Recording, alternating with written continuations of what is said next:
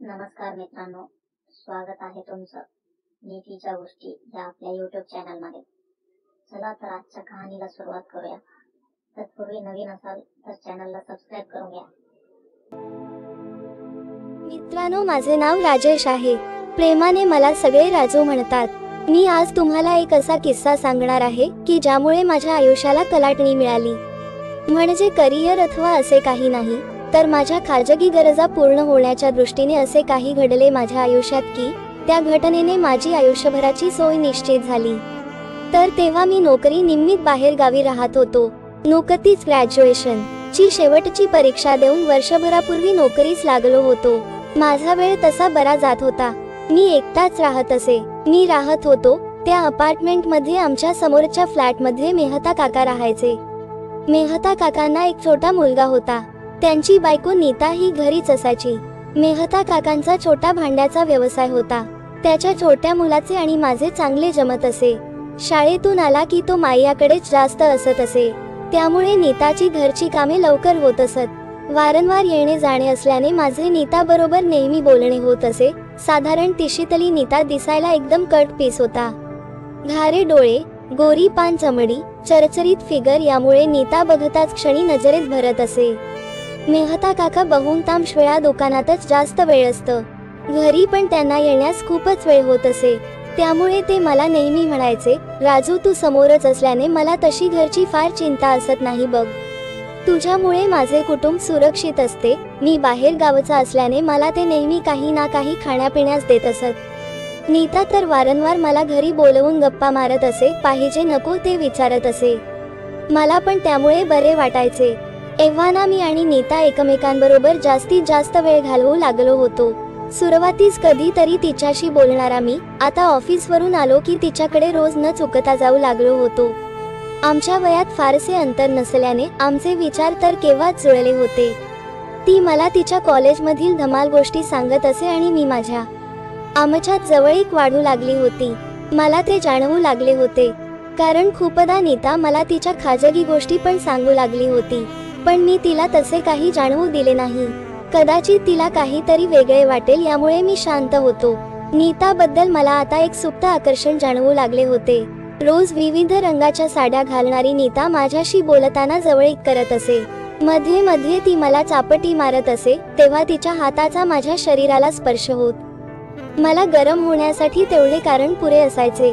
दिवाळीचे दिवस होते, ते सगळीकडे खरेदी वगैरेची धामधूम होती। जो तो आपापल्या गावी जाण्यास तयार होता। त्याच दरम्यान मी नीताकडे गेलो होतो, तेव्हा तिने मला विचारले, काय रे राजू, दिवाळीला घरी जाणार आहे की नाही तू? नाही ना नीता, यावेळी शक्य होणार नाही। ऑफिस मधून सुट्टी मिळत नाहीये, खूप काम आहे, त्यामुळे मी जाणार नाही। अरे काही काळजी करू नको, आम्ही आहे ना, तू यावेळी आमच्या बरोबर दिवाळी साजरी कर, ती म्हणाली। दरम्यानच्या काळात नीताचा छोटा मुलगा त्याच्या आजोळी सुट्टीसाठी केव्हा गेला होता। घरी नीता आणि तिचा नवरा दोघेच होते। दिवाळी मुले गिऱ्हाईक खूप असल्याने काका दुकानातून बऱ्याच वेळा घरी येतच नसत, त्यामुळे दिवाळीची तयारी करण्यापासून काही पाहिजे नको ते बघण्यासाठी त्यांनी मला सोडून दिले होते नीता बरोबर। मी त्यामुळे तिच्याकडेच होऊन होतो। उद्या दिवाळीचा मुख्य दिवस होता। सकाळी लवकर उठून सुगंधी उठणे लावून अंघोळ घालायची असते त्या दिवशी। मी तर गावी गेलोच नव्हतो, त्यामुळे माझा काही प्रश्नच नव्हता। राजू तू तर गावी जाणार नाहीस, तेव्हा एक काम कर, उद्या सकाळी पहाटे माझ्याकडे ये, ती म्हणाली। मी होकार दिला। मला वाटले की काहीतरी काम असेल म्हणून मला बोलावले असेल। मी दुसऱ्या दिवशी भल्या पहाटे तिच्याकडे गेलो। मेहता काका आधीच दुकानासाठी निघून गेले होते। नीता एकटीच होती घरी। नीताची अंघोळ नुकतीच झाली होती। गुलाबी साडीमधील नीता नुकत्याच झालेल्या अंघोळीमुळे एकदमच सुंदर दिसत होती। गुलाबी साडी आणि गुलाबी स्लीवलेस मध्ये तिचे सौंदर्य नखनिशांत उठून दिसत होते। मला तर ती एखाद्या अप्सरेसारखीच वाटत असे। राजू आज तुला मी उठणे लावते, तुझ्यासाठी तुझे घरचे आम्हीच आहोत आज, ती म्हणाली। मी चपापलो। तिने मला शर्ट काढून बसण्यास सांगितले। मी न बोलता शर्ट काढला व जमिनीवर बसलो। मी शॉर्ट पॅन्ट घातली होती। तिने तेलाची वाटी आणली आणि तिच्या हाताने तिने तेल घेतले आणि तिने माझ्या छातीवर तेलाचा हात ठेवला। तिच्या हाताच्या त्या स्पर्शाने मी मनातल्या मनात उड्या मारू लागलो। तिचा हात माझ्या छातीवरून सगळीकडे फिरू लागला. तुझी छाती किती भरदार आहे रे राजू, ती म्हणाली. हळूहळू करत ती माझ्या सगळ्या अंगाला तेल लावू लागली. माझ्या पायावरून तिने आता हात फिरवण्यास सुरुवात केली. माझ्या पॅन्टवर नेमकं तेल सांडले तेव्हा तिने मला पॅन्ट काढून बसण्यास सांगितले. एव्हाना मी तर पूर्ण बेभान झालोच होतो. मी झटक्यात पॅन्ट काढली आणि निकरवर आलो. ती माझ्या मांड्यांमध्ये हात घालून तेल लावू लागली. तिचा हात माझ्या जांघेमध्ये जाताच मी चुळबुळ करू लागलो. माझी नजर तिच्याकडे रोखली होती मी. तिचा पदर खाली पडला होता आणि तिच्या ब्लाऊज मधून तिच्या छातीची फट स्पष्टपणे दिसत होती. मी तिच्या छातीचे उभार बघून कासावीस झालो होतो. तिने मला उभे राहण्यास सांगितले. तिचा हात माझ्या निकर पर्यंत येऊ लागला होता.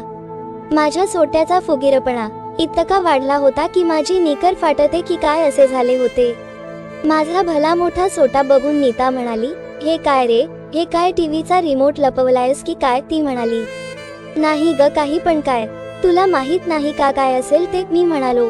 इतके मोठे शक्यच नाही, बघू मला जरा थांब, असे म्हणून तिने अचानक माझी निकर खाली ओढली. क्षणात मी नग्न झालो. माझे भले मोठे हत्यार एकदम बाहेर आले. ते लिंग बघून तिचे डोळे फिरायची वेळ आली. तो काही क्षण लाळ घोटत तशीच थांबली. एवढा मोठा सोटा, बापरे बाप, असे म्हणून तिने माझा सोटा तिच्या हातात घेतला आणि त्याला ती कुरवाळू लागली. तिचा हात लागताच माझा सोटा अजून जास्त कट झाला. आहा करत तिने लागलीच माझा सोटा तिच्या तोंडात घेतला आणि ती माझ्या सोट्याला तिच्या तोंडाने मालिश करू लागली. मी तर आता पुरता घायाळ झालो होतो. माझा सोटावर खाली करू लागला होता. चोक चोक करत ती माझा सोटा चोकत होती. मी डोळे मिटून त्याचा आस्वाद घेत होतो. थोड्या वेळात मी तिला उठवले आणि तिच्यावर तुटून पडलो. मी अक्षरशः तिची साडी ओरबाडून काढली आणि तिला क्षणात नग्न केले. गोरी पण नीताला नग्न बघून माझे कान लाल बुंद झाले होते. मी तिच्या उरोजावर आक्रमण केले आणि माझ्या पूर्ण ताकदीने त्यांना कुस करू लागलो. माझ्या तोंडात तिची स्तनाग्रे केव्हा घातली हे मला देखील समजेल नाही. खालीवर होणारा माझा भला मोठा सोटा योनीच्या दर्शनासाठी आसुसलेला होता. मी त्याच आवेगात तिला जमिनीवर झोपवले आणि तिच्या तंगड्या फाकवल्या. पाय फाकताच तिची गोरी गोरी योनी माझ्याकडे बघू लागली. मी एक सेकंद पण वेळ न दवडता माझा सोटा हातात घेतला आणि तिच्या योनीत कोंबला. माझ्या भल्या मोठ्या आकाराच्या सोट्याने तिची योनी जास्तच फाकली. मी तिला माझ्या दोन्ही हाताच्या तावडीत पकडले आणि तिला जोरजोरात हिसडे देऊ लागलो. आहा, अजून कर आहा. तिच्या प्रत्येक शब्दाने मला अधिक जोश येत होता. मी प्रचंड ताकदीने तिला दणके देत होतो. मध्येच मी माझ्या हाताने तिचे वर खाली होणारे उरोज पकडत होतो. त्यांना जमेल तसे कुस्करत होतो, तोंडात घेत होतो. माझ्या प्रत्येक कृतीने ती बेभान होत होती. जवळपास अर्धा तास मी न थांबता तिला रेमटले आणि मग मी माझा सोटा बाहेर काढला व तिच्या अंगावर, पोटावर, योनीवर माझ्या वीर्याचा सडा शिंपडला. माझ्या वीर्याने ती पूर्ण माखून गेली होती. जे झाले ते अचानक होते. असे काही होईल याची आम्हाला दोघांना पण कल्पना नव्हती. पण आम्ही दोघे पण खूपच जास्त खुश होतो. ती आमच्यासाठी दिवाळीची मोठी भेट होती. तेव्हापासून तर नीता रोजच माझ्याकडून शोधून घेऊ लागली होती. कथा कशी वाटली नक्की सांगा आणि सबस्क्राईब करा आपल्या चॅनल नीतीच्या गोष्टीला. धन्यवाद.